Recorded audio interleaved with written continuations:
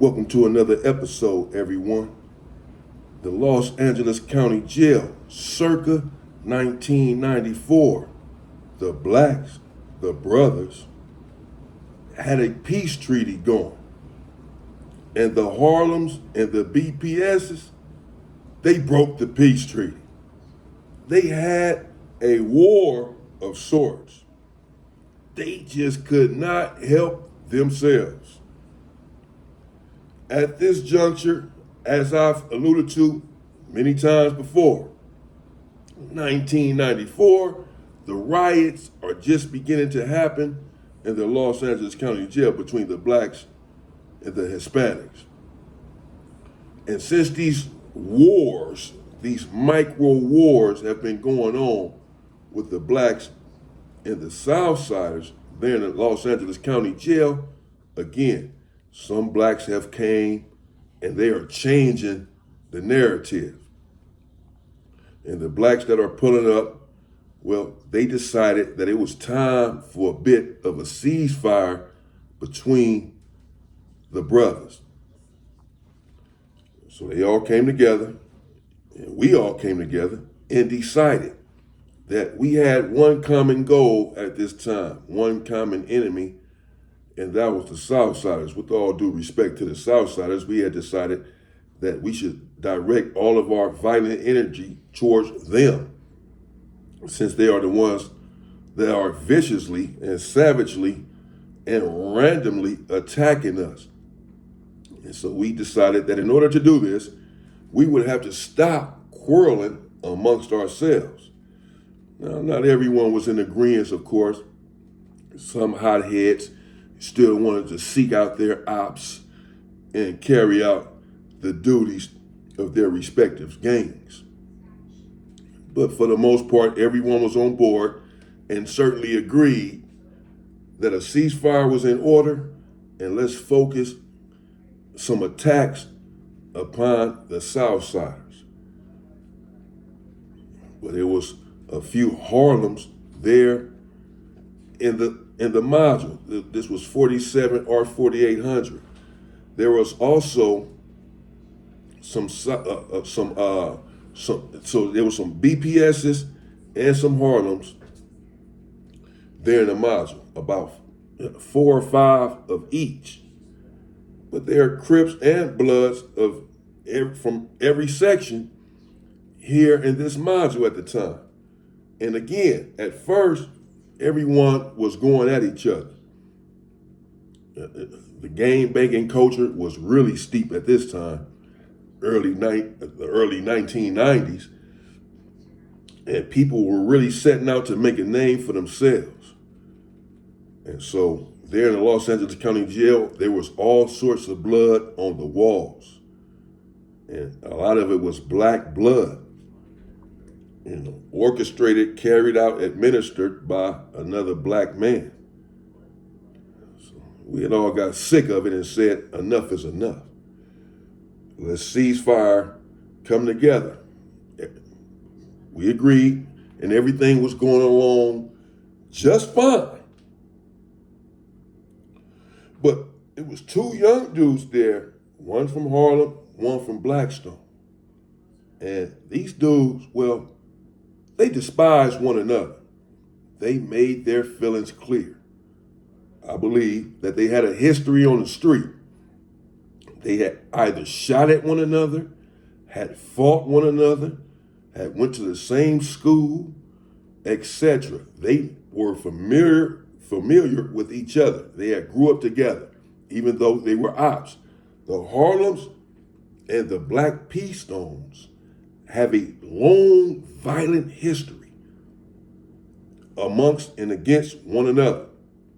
They have had an ongoing war for decades, arch enemies. And sometimes the hatred, well, it can run deep. Sometimes no matter what happens, these two factions, they just cannot get with the peace treaty.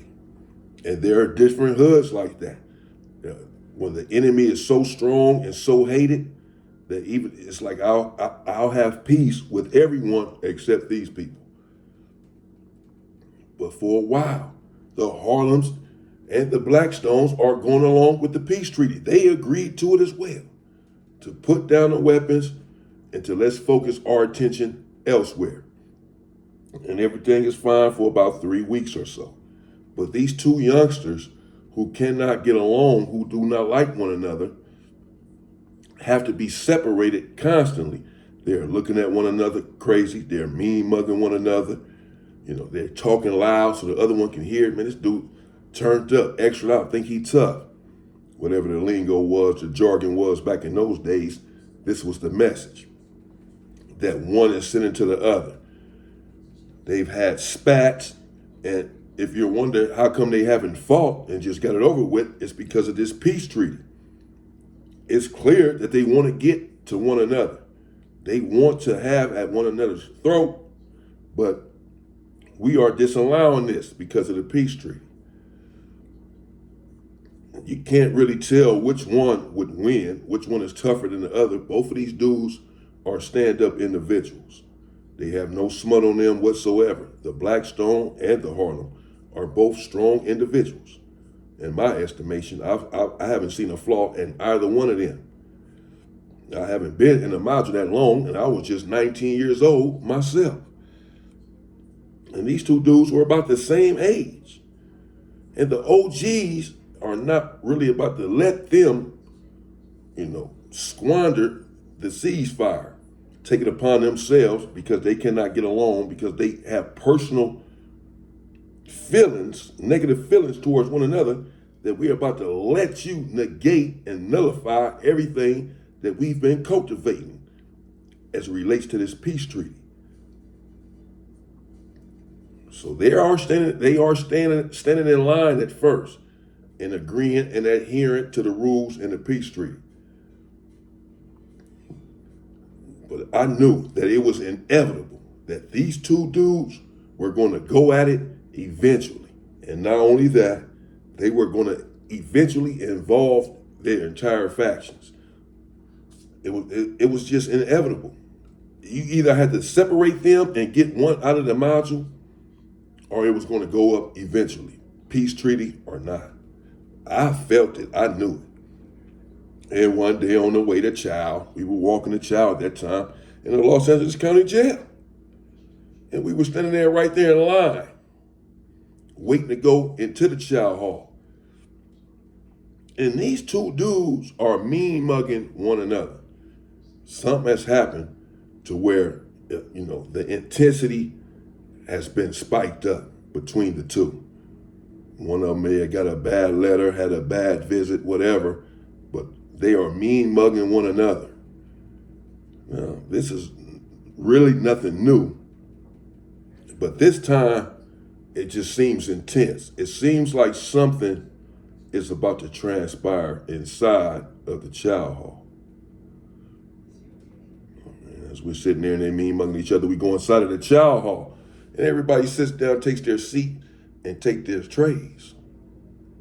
And as we're eating, the dude from Harlem says to Black Peastone, "Bro, why you keep looking crazy like you on like that, like you turned up, bro?" Now the dude from Harlem, his homeboy told him, "Bro, chill, bro, don't say nothing else. Chill out, because again, we got this peace treaty. They already told this youngster not to confront this dude from Blackstone, to let everything be." But he just couldn't help it on this day for whatever reason. And so he did confront him and say, "Man, you steady walking around here like you tough, bro. This shit rubbing me the wrong way." So Blackstone just looked at him and laughed and kept eating. So once the Harlem saw that the dude from Blackstone wasn't being aggressive or responding back or tripping, his homies like basically telling him, "Man, don't pay this dude no mind." But they're not about to continue to sit there and let this dude just keep talking to their homie crazy. But they're trying to maintain the peace too. And they see that the dudes from Harlem, they did get on their homeboy and tell him, "Bro, chill out." It was getting aggressive. Like, chill out before we crash. Because we already told you there's going to be no beef right now. We have a ceasefire. But dude from Harlem, he kept going.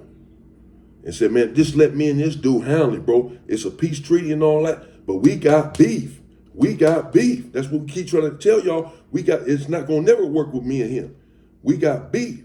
And as a matter of fact, we ain't gonna be able to stay in the module together. And as he started talking about this beef, the dude from Blackstone stealthily got up, surreptitiously grabbed his food tray, crept over there while dude is running his mouth to his homies, and cracked him right upside the head with the tray. Bam!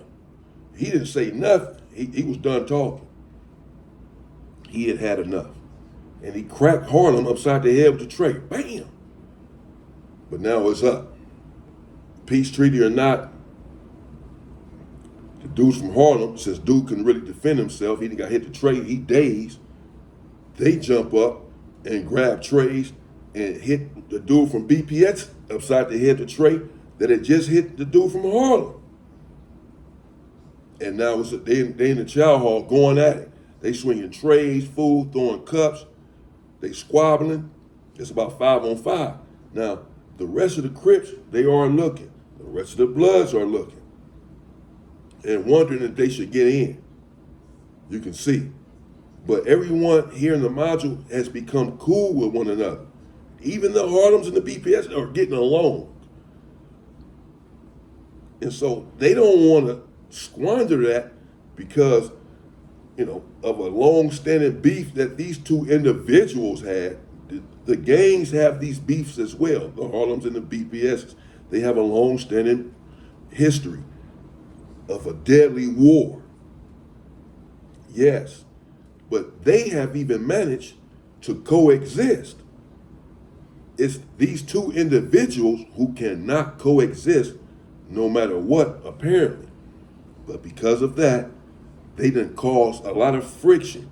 Now, the Harlems and the BPSs who have been conversant with one another in the module, have been cordial with one another, now have to hit each other upside the head with food trays.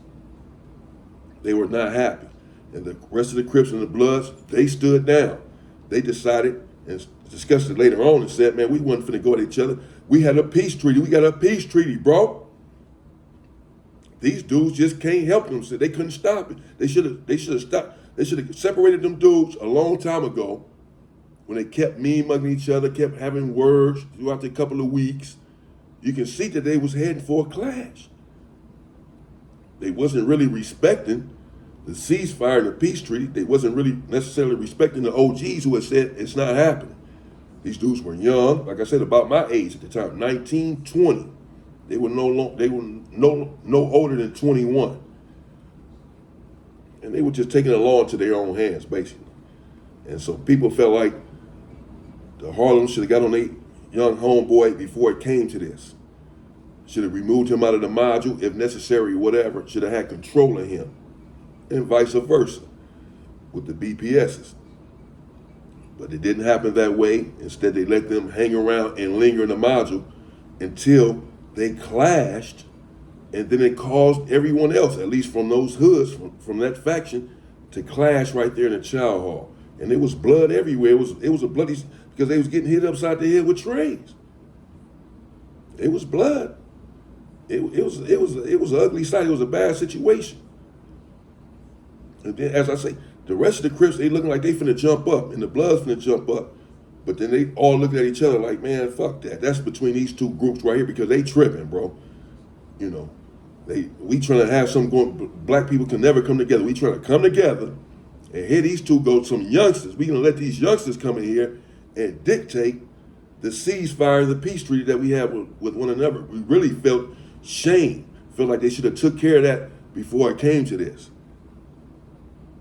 But they didn't, and so they acted it out. But after that incident, there in the chow hall, everyone went back to programming and getting along and decided that the ceasefire would continue until it didn't, and that they would not allow anyone, young or old, to come into the modules and dictate and cause tension and have tension amongst themselves that can cause tension amongst the community.